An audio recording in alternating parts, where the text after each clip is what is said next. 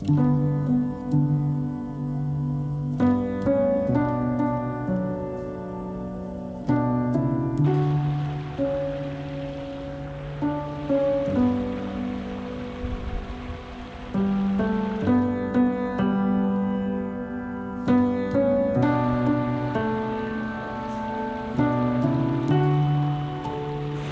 you guys made this beautiful pond for me, I told Bill I would get a dog, another lab, and name her Willie. And she loves the waterfall, and that was okay until she started going into the deeper part of the pond, and there's algae in there and fish, and I didn't really want to be hosing her off every time she jumped into there, which was all day long, all summer long. So I decided that I would just get her own waterfall so that she could, just a little meandering creek, so that she could lay down in some river rock and get wet and have her own little Willie Brook oasis out in the front yard.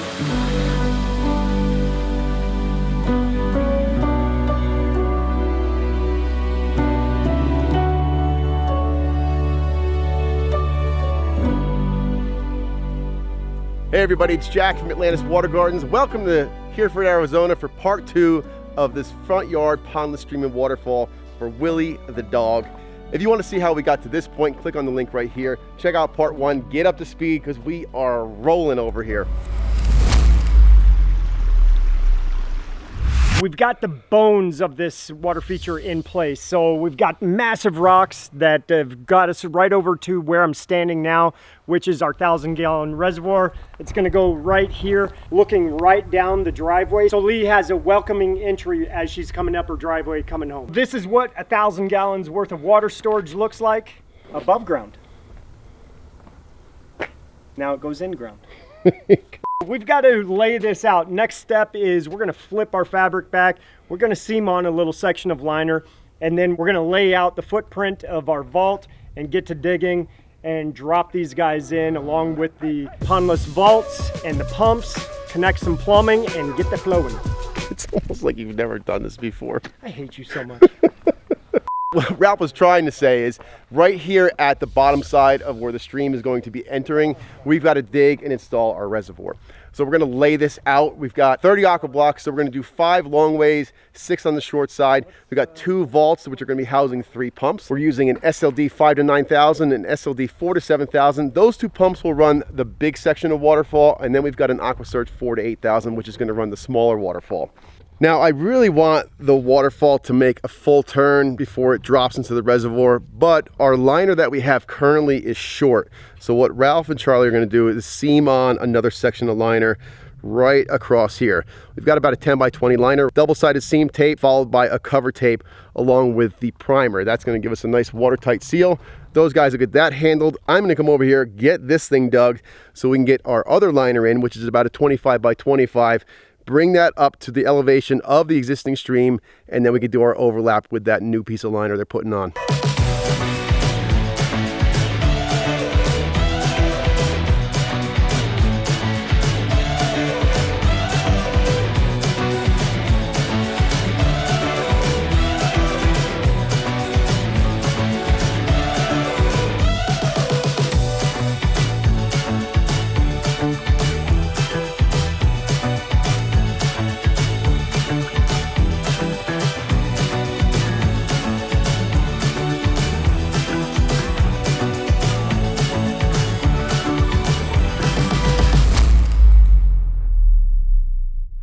Starting off day 4, we're at one of the more important parts of this system. This is the excavation for our reservoir. Now, this soil is just extremely rocky. I mean, there are a lot of rocks inside here. So what I'm going to do is I'm going to over excavate. I'm going to dig deeper than I have to. Then we're going to bring in some clean sandy soil and we'll put that in the hole, get it all leveled up. Over in this corner, this is where we're going to dig the depression for our pondless pump vaults. Once we get that sand layer in there and get it nice and compacted, then we're going to put our heavy duty fabric in there, which is our rock pad, followed by the liner. And on top of the liner, we're going to use underlayment as well before we put in the aqua blocks.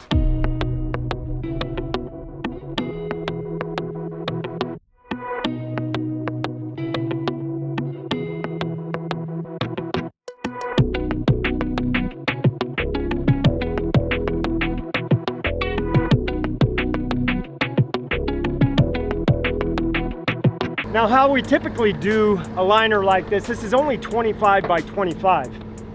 It would be ran out long ways. All three of us would get under it, but Jack refuses to touch the liner. So there's no way me and Charlie are gonna be able to get it in the hole. So what we had to do is fold it up. We strapped it up. We're gonna put it down in the hole and unfold it. I'm sure Jack won't help with that either. And then we'll be on our way.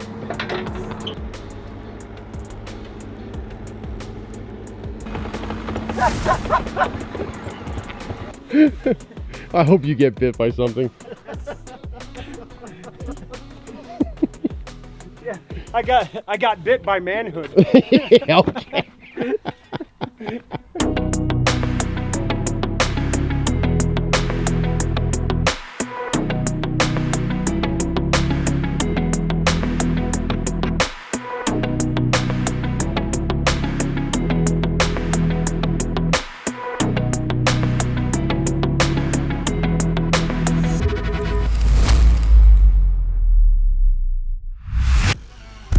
Day 5, final day, I hope.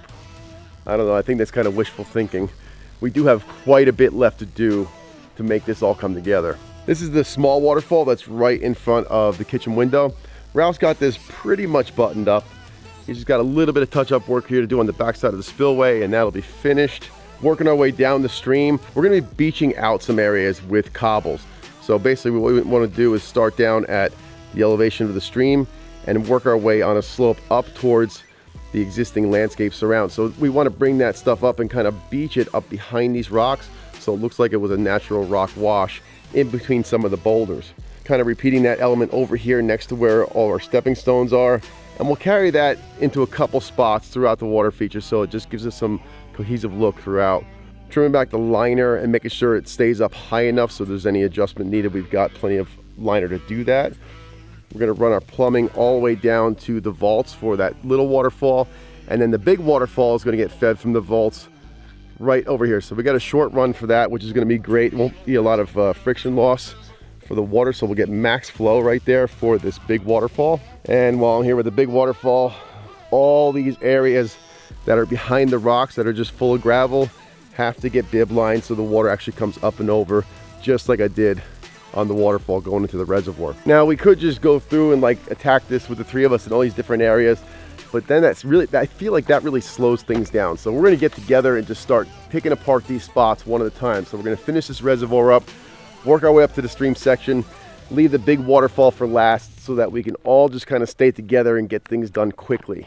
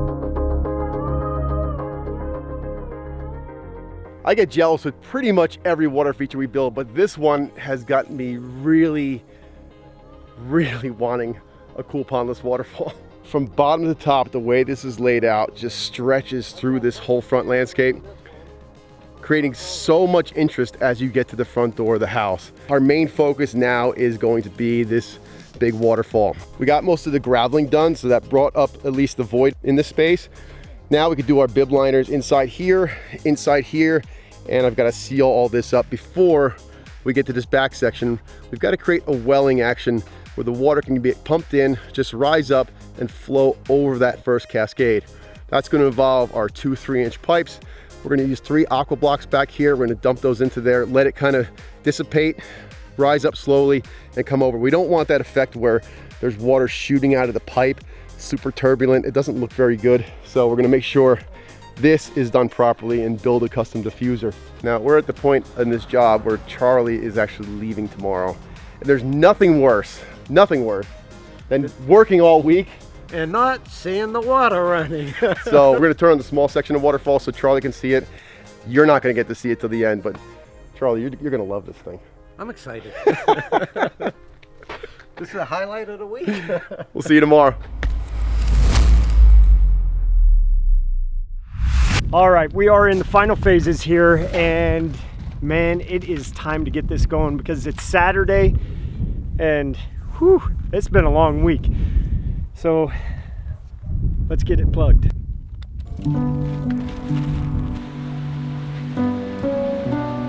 It's time.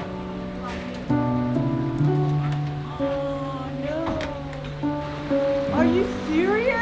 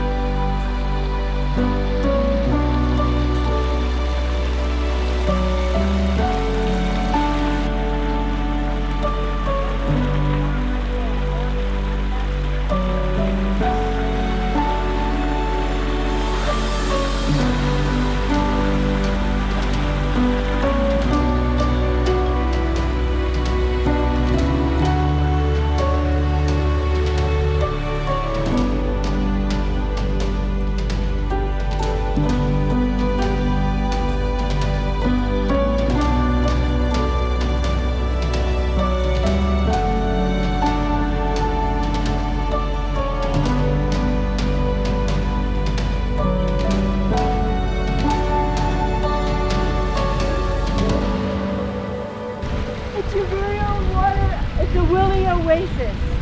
You guys, over the top, over the top. You like it?